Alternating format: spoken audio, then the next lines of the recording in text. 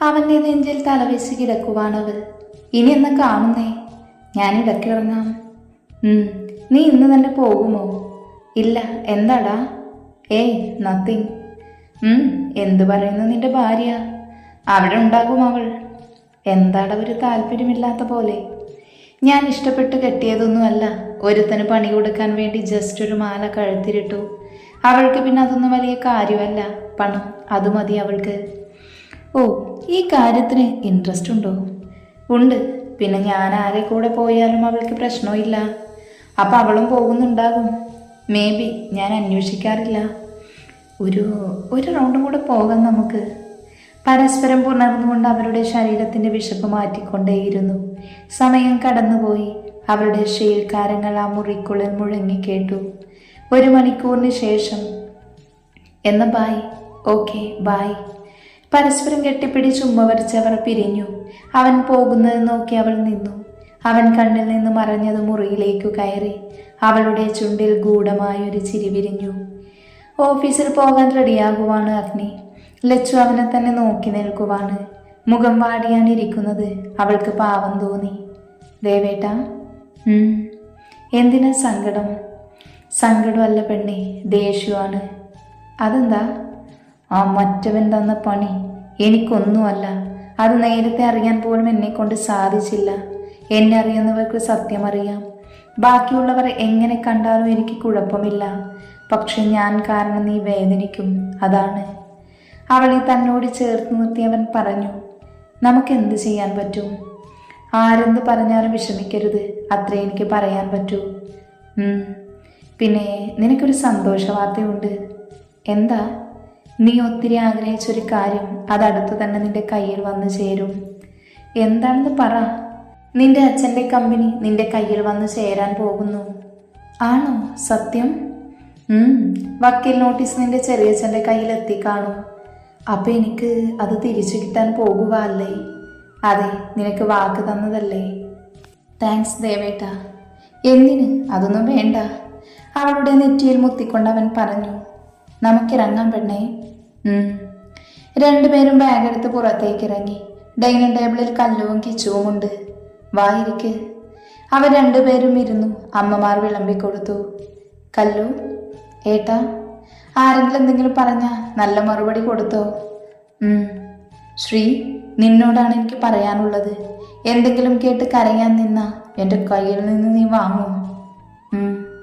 പിന്നെ വേഗം കഴിച്ച് എഴുന്നേറ്റ് കൈ കഴുകി ബാഗെടുത്തു. അമ്മ, ഞങ്ങൾ ഇറങ്ങുവാ. ആ, പോയിട്ട് വാ മക്കളെ. അവർ പുറത്തേക്ക് ഇറങ്ങി. നിങ്ങളെ കൊണ്ടുവിടാൻ സമയമില്ല. ഞങ്ങൾ പൊയ്ക്കോളാം ഏട്ടാ. പറഞ്ഞത് മറക്കണ്ട. അഗ്നിയും കിച്ചുവും അവരുടെ കാറിൽ ഓഫീസിലേക്ക് തിരിച്ചു. കോളേജിൽ ഗേറ്റ് കടന്ന് നടന്ന് മാധവും മായും അവരുടെ അടുത്തേക്ക് വന്നു. ലച്ചു. ആ, നിങ്ങൾ നേരത്തെയാണോ? അല്ലല്ലോ. ലച്ചു, നീ ഓക്കെ അല്ലേ? അതെ. എന്നാ വാ, ക്ലാസ്സിലേക്ക് പോകാം. അവർ ക്ലാസ്സിലേക്ക് നടന്നു. ചില കുട്ടികൾ ലച്ചുവിനെ നോക്കി എന്തൊക്കെയോ പറഞ്ഞു ചിരിക്കുന്നു. അവൾ അതൊന്നും കാര്യമാക്കാതെ നടന്നു. ക്ലാസ്സിലേക്ക് കയറിയതും എല്ലാവരും ലച്ചുവിനെ നോക്കി. ശ്രീലക്ഷ്മി, നിന്റെ കെട്ടിയോന് നീ ഒന്നും കൊടുക്കുന്നില്ലേ? അവളുടെ അടുത്തേക്ക് വന്ന് ആക്കിയ ചിരിയോടെ വിനു ചോദിച്ചു. ദാ, ആരെ വിളിക്കണ്ട. കാര്യം ചോദിച്ചത് തെറ്റാണോ? അതെ, അത് തെറ്റല്ലേ? അവൻ്റെ കൂട്ടുകാരൻ മനീഷ് പറഞ്ഞു. നിനക്കൊന്നും വേറെ പണിയില്ലേ? ഉണ്ട്, പക്ഷെ ഇവരുടെ കെട്ടിയോനെ പോലെയല്ല. ഡാ, കൂടുതൽ കളിച്ചാലുണ്ടല്ലോ. നീ എന്ത് ചെയ്യും? ഞാൻ ചെയ്യില്ല. അതിനുള്ള ആള് വേറെ ഉണ്ട്. നീ പേടിപ്പിക്കുവാണോ? അല്ല, കാര്യം പറഞ്ഞതാ. നമ്മൾ ചോദിച്ചതാ തെറ്റ്. അയാള് പുണ്യാളൻ. ഏട്ടൻ്റെ കയ്യിൽ തെറ്റുണ്ടോ ഇല്ലയോ എന്ന് ഞങ്ങൾക്കറിയാം. അതൊന്നും നിന്നെ ബോധിപ്പിക്കേണ്ട ആവശ്യമില്ല. എന്തായാലും ശ്രീലക്ഷ്മി, കെട്ടിയോന് നിന്റെ വേണ്ടെങ്കിൽ ഞങ്ങളൊക്കെ ഓക്കെ ആട്ടോ. ഒരു രാത്രി ആയാലും മതി. വഷളം ചിരിയോടെ വിനു പറഞ്ഞു. ഡാ. കല്ലു അവനെ അടിക്കാൻ കൈവീശി. അവൻ അവളുടെ കയ്യിൽ കയറി പിടിച്ചു. അടങ്ങ് പെണ്ണെ, ഞാൻ അവളോടല്ലേ ചോദിച്ചേ, നിന്നോടല്ലല്ലോ. ഇനി നിനക്ക് വേണമെങ്കിലും നിനക്കും തരാം. ഛേ. അവൾ അറപ്പോടെ കൈവിടുവിക്കാൻ നോക്കി. വിനി അവളുടെ കൈവിട്ടോ. അതാ നിനക്ക് നല്ലത്. നീ ഒന്ന് പോടി. ആകെ വേഗം ഫോണെടുത്ത് കിച്ചുവിന് മെസ്സേജ് ഇട്ടു. എന്താ ഇവിടെ? ക്ലാസ്സിലേക്ക് കയറുമെന്ന് സാറ് ചോദിച്ചു. അതോടെ അവൻ കൈവിട്ടു. ഒന്നുമില്ല സാർ. എങ്കിൽ സീറ്റിൽ പോയിരിക്കെ. എല്ലാവരും അവരുടെ സീറ്റിൽ പോയിരുന്നു. കല്ലുവിനുവിനെ തുറിച്ചു നോക്കി ചുവന്നു കിടക്കുന്ന കൈ തടവി കൊടുത്തു. തലയ്ക്ക് കൈകൊടുത്തിരിക്കുവാണ് ശിവനും വിദ്യയും. ഇനി എന്ത് ചെയ്യും? എന്ത് ചെയ്യാൻ? ഒന്നും ചെയ്യാൻ പറ്റില്ല. എന്നാലും വളർത്തു വലുതാക്കിയ നമ്മളോട് അവൾ ഇങ്ങനെ കാണിച്ചല്ലോ. ഇതൊക്കെ അവൻ്റെ ബുദ്ധിയാകും. വക്കീൽ നോട്ടീസ് വന്നതോടെ ആകെ ടെൻഷൻ അടിച്ചിരിക്കുവാണ് രണ്ടുപേരും. രഞ്ജു ആ വീട്ടിലുണ്ടെങ്കിലും അവനൊന്നും ശ്രദ്ധിക്കാറില്ല. കേസ് വാദിച്ച നമുക്ക് എന്തെങ്കിലും കിട്ടുമോ? ഈ വീട് മാത്രം എൻ്റെ പേരിലുള്ളൂ. വേറൊന്നുമില്ലേ? ഉണ്ടായതെല്ലാം നമ്മൾ വിറ്റില്ലേ? അപ്പം ഇനി എന്തു ചെയ്യും? തെണ്ടി നടക്കേണ്ടി വരും. നമുക്ക് അവളെ ചെന്ന് കണ്ടാലോ? കാര്യമുണ്ടെന്ന് തോന്നുന്നില്ല. ഉണ്ട്, ഇപ്പം അഗ്നിയുടെ കാര്യം വാർത്തയായില്ലേ? നമുക്കത് വെച്ച് കളിക്കാം. എങ്ങനെ? അതൊക്കെ ഉണ്ട്. എന്നാൽ നമുക്ക് വൈകിട്ട് പോകാം. വിദ്യ ഓരോന്ന് മനസ്സിൽ പ്ലാൻ ചെയ്തു വെച്ചു. കമ്പനി എങ്ങനെ തിരിച്ചു പിടിക്കണമെന്ന് എനിക്കറിയാം, ആലോചനയോടെ മനസ്സിൽ പറഞ്ഞു വിദ്യ. പല കണക്കൂട്ടലുമായിരുന്നു. ഓഫീസിലെത്തിയപ്പോൾ സ്റ്റാഫ് എല്ലാവരും അഗ്നിയെ തന്നെ നോക്കുന്നുണ്ട്. അവരുടെ നോട്ടം അറിഞ്ഞെങ്കിലും അവൻ ഇപ്പോഴത്തെയും പോലെ ഗൗരവത്തോടെ ക്യാബിനിലേക്ക് കയറിപ്പോയി. എന്നാലും ഇവരൊക്കെ ഇങ്ങനെയാണോ? ആയിരിക്കും. ഇവിടെ കാണുന്നതല്ലല്ലോ അവരുടെ യഥാർത്ഥ മുഖം. ഞാൻ വിചാരിച്ചു മാന്യമായ സ്വഭാവമാണെന്ന്. അത് നമുക്കിടയിലല്ലേ? ഇതൊക്കെ അറിഞ്ഞപ്പോൾ വൈഫ് എന്ത് ചെയ്തോ ആവോ? വീട്ടിൽ പോയി കാണും. ഇതിപ്പോൾ നാണക്കേടായില്ലേ?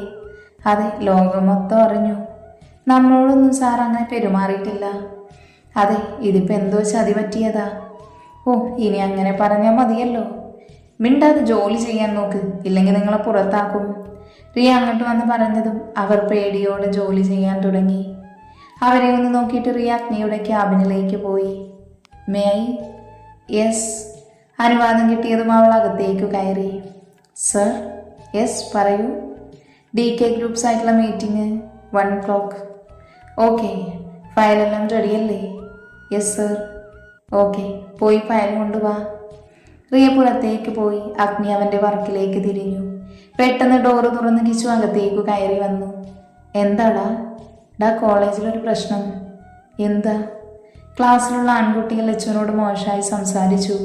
അതിനിടയിൽ കയറി കല്ലുവിൻ്റെ കയ്യിൽ പിടിച്ചു ഒരുത്തൻ. വാട്ട്? അഗ്നി ഇരിക്കുന്നിടത്തുനിന്നും ചാടി എഴുന്നേറ്റു. വാ, നമുക്കിപ്പോൾ തന്നെ പോകാം. ഏയ്, അതിനിടയിൽ സാറ് കയറി വന്നു. ഇപ്പം പ്രശ്നമൊന്നുമില്ല. എന്നാലും ഇപ്പം നമുക്ക് ആവശ്യം ഇവിടെയാ. മീറ്റിംഗ് കഴിഞ്ഞ് നമുക്ക് കോളേജിൽ പോവാം. ഓക്കെ, എന്ന് ഞാൻ ചെല്ലട്ടെ. കിച്ചു പുറത്തേക്ക് പോയതും അഗ്നി ടെൻഷനോടെ നെറ്റിയൊഴിഞ്ഞു. പിന്നെ ഫോണെടുത്ത് ലച്ചുവിനെ വിളിച്ചു. കോള് പോകുന്നുണ്ടെങ്കിലും എടുക്കുന്നില്ല. എന്നായപ്പോൾ പിന്നെയും ടെൻഷനായി. സമയം നോക്കിയപ്പോൾ ക്ലാസ് ടൈം ആണെന്ന് ഓർത്തത്. പിന്നെ ഫോൺ മാറ്റി വെച്ച് അവൻ വർക്കിലേക്ക് തിരിഞ്ഞു. ഇന്നത്തെ പ്രൊജക്റ്റ് നമുക്ക് തന്നെ കിട്ടണം. എപ്പോഴും ഇത് തന്നെയല്ലേ പറയുന്നേ? എന്നിട്ട് എന്തെങ്കിലും നടക്കുന്നുണ്ടോ? ഇല്ല, പക്ഷേ ഈ പ്രാവശ്യം നമുക്ക് കിട്ടും. അതിനുള്ള അടിയല്ലേ അവന് നമ്മൾ കൊടുത്തത്. അവനൊന്ന് ഒതുങ്ങിയെന്ന് കരുതി ഒരുപാട് സന്തോഷിക്കേണ്ട. അറിയാം. അടുത്തതെന്താ പ്ലാന്? ഇതുവരെ ഒന്നും ആയിട്ടില്ല. പെട്ടെന്ന് വേണം. രോഹിത് ബെഡിലേക്ക് ഇരുന്ന് നെറ്റിയിൽ തടവി. നരേഷ് അവനെ നോക്കിയിട്ട് പുറത്തേക്ക് പോയി. ഇന്നത്തെ മീറ്റിംഗ് കൂടാനായി ഹോട്ടൽ പാലസ് റൂമിലാണ് രോഹിത്തും നരേഷും രോഹിതിൻ്റെ PAയും. നരേഷ് പോയതും അവൻ്റെ PA അടുത്തേക്ക് വന്നിരുന്നു. ടെൻഷനാണോ? അതെ, അത് കുറയ്ക്കാനുള്ള വഴി എൻ്റെ കയ്യിലുണ്ട്. എന്നാ വാ. അവൻ അവളുമായി ബെഡിലേക്ക് വീണു. ആ മുറിക്കുള്ളിൽ അവരുടെ ശീൽക്കാരങ്ങൾ മുഴങ്ങിക്കേട്ടു. മീറ്റിംഗ് സ്റ്റാർട്ട് ചെയ്തതും ഓരോരുത്തരായി അവരുടെ പ്രസന്റേഷൻ അവതരിപ്പിക്കാൻ തുടങ്ങി. അഗ്നിയെ പരിഹാസത്തോടെ നോക്കുവാണ് പലരും.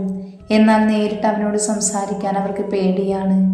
കാരണം ബിസിനസ് ലോകം അവൻക്ക് നൽകിയ പേര് ഡെവിൾ. ആ ഒരു പേര് അവനോട് നേരിട്ട് മുട്ടാൻ അവർക്ക് ഭയമാണ്. സമയം കടന്നുപോയി. അഗ്നിയെ പരിഹാസത്തോടെ നോക്കി രോഹിത് അവരുടെ പ്രൊജക്റ്റ് അവതരിപ്പിച്ചു. അത് കഴിഞ്ഞ് അഗ്നിയുടെ ആയിരുന്നു. അവൻ്റെ പ്രസന്റേഷൻ കഴിഞ്ഞതും ഡീൽ ആർക്കാണ് കിട്ടിയതെന്ന് അറിയിക്കാനുള്ള സമയമായിരുന്നു. ബെസ്റ്റ് പ്രൊജക്റ്റ് വർമ്മ ഗ്രൂപ്പ്സ് ആണ്. അവർക്കാണ് പ്രൊജക്റ്റ്.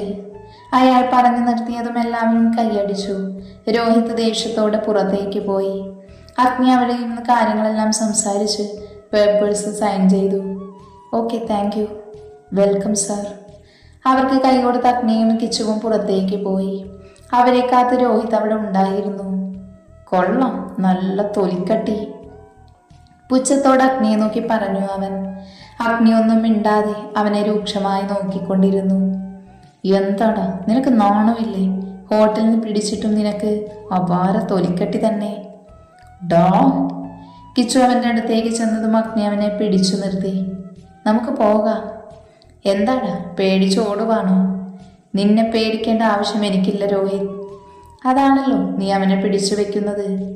നീ കരുതിയിരുന്നു, നിനക്കുള്ളത് വരാൻ പോകുന്നതേ ഉള്ളൂ. നീയും. അഗ്നി വന്യമായി ചിരിച്ച് പുറത്തേക്ക് നടന്നു.